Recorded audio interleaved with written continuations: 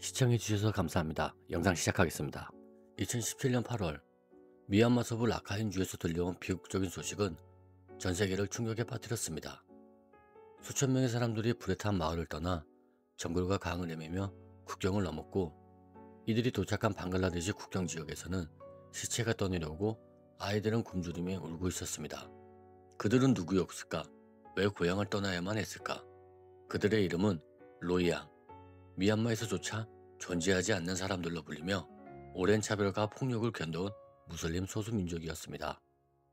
로히앙족은 수세기 전부터 현재 미얀마 라카인 지역에 거주해왔으며 다수는 벵골계 이슬람 신자입니다.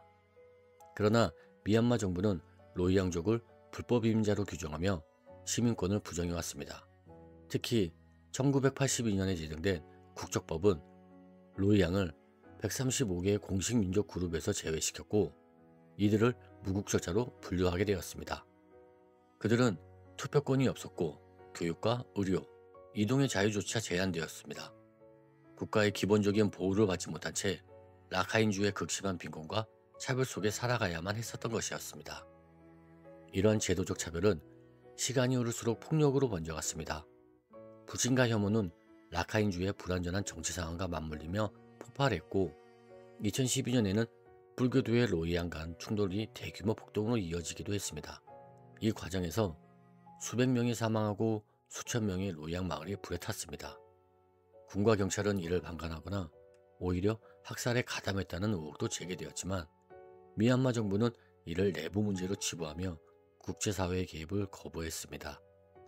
하지만 진짜 악몽은 2017년 8월에 시작되었습니다.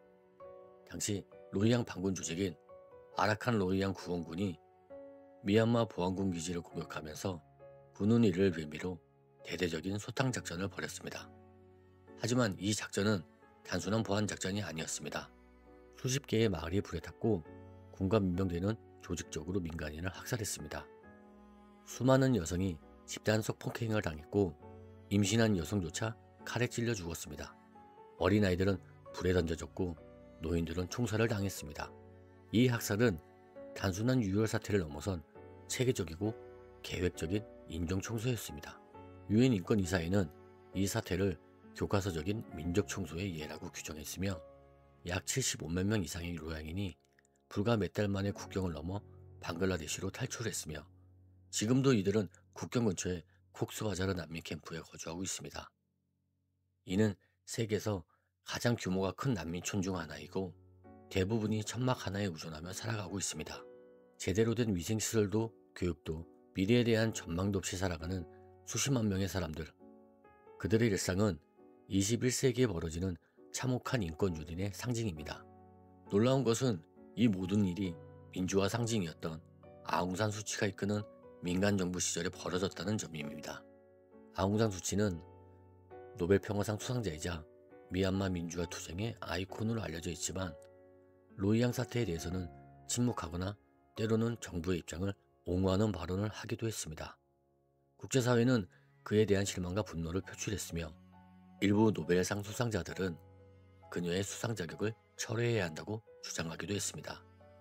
국제형사재판소는 미얀마군의 행위를 전쟁 범죄 및 인도에 반하는 범죄로 규정하고 조사에 착수했으며, 2019년도에는 서아프리카의 소국 감비아가 국제사법재판소에 미얀마를 제소하는 이례적인 조치를 취했습니다.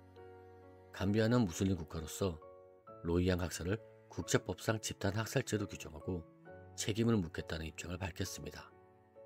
이 사건은 국제사회에 큰 파장을 일으켰고 미얀마는 처음으로 국제법의 심판대에 오르게 되었습니다. 그러나 법의 판단과는 별개로 로히앙의 삶은 여전히 달라진 것이 없었습니다. 방글라데시에 있는 난민들은 귀환의 희망도 미얀마 정부의 보장도 없이 수년째 국경에 발이 묶여 있으며, 미얀마 내에 남아있는 로히앙들 역시 이동의 자유 없이 철조망 안에서 살아갑니다. 국제사회의 지원도 점차 줄어들고 있으며 일부 난민청민들은 절망 속에 극단주의 범죄 조직에 노출되기도 합니다. 이들은 삶의 주체가 아닌 전 세계가 서로 떠넘기는 문제로만 치고받고 있다는 현실입니다. 특히 2021년 2월 미얀마 군부가 쿠데타를 일으키며 정권을 다시 장악하자 상황은 더 악화되었습니다. 군은 노골적으로 로이 양을 탄압하기 시작했으며 민주화를 요구하는 시민들과의 충돌 속에 로이 양 문제는 뒷전으로 밀려났습니다. 심지어 민주화 운동을 하던 일부 시민조차 로이 양 문제에는 무관심을 하거나 배척적인 태도를 보이기도 했습니다. 이는 미얀마 사회 전반의 뿌리 깊은 반 로이 양 정서와 교육이 얼마나 오래 지속되어 왔는지를 보여주는 증거입니다. 하지만 희망의 불씨는 여전히 존재합니다.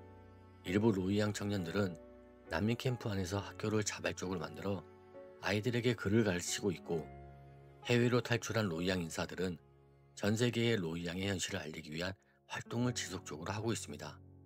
2022년 유엔과 일부 국가들은 로이 양 학살에 대해 공식적으로 집단 학살로 인정하기 시작했고, 이는 향후 법적 책임 추궁의 중요한 단서가 될 수 있습니다. 로이 양 문제는 단지 미얀마 인권 문제가 아닙니다.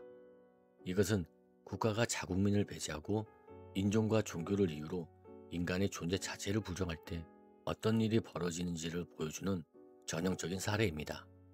그들은 여전히 국적을 갖지 못한 채 살아가고 있고, 돌아갈 집도 받아줄 나라조차도 없는 상태입니다. 세계는 이 고통을 난민 문제라는 행정적 용어로 치환하며 거리에 두기를 하지만 본질은 분명합니다. 이들은 집단적으로 쫓겨났고 체계적으로 죽임을 당했으며 지금도 정의를 기다리고 있습니다. 21세기 세계에서 그들은 사람도 아니었다라는 현실을 더 이상 용납해서는 안 됩니다. 로이 양은 국제사회의 침묵과 무관심 속에 잊혀져 가고 있지만 그들의 목소리는 여전히 살아 있습니다. 그들이 겪은 고통을 기억하고 책임을 묻고 다시는 그런 일이 반복되지 않도록 만드는 것이 인류 공동체의 책임입니다. 인권은 선택이 아니라 기본이다. 그리고 로이 양도 그 권리를 가진 인간임을 세계는 잊어서는 안 됩니다.